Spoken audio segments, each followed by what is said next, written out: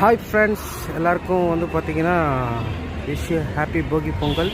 So இன்றைக்கி போகி பொங்கல் அதுமாக பார்த்தீங்கன்னா ஆக்சுவலாக மார்னிங் இப்போ கரெக்டாக ஒரு 8:30 சம்திங் டைம் ஆகுது.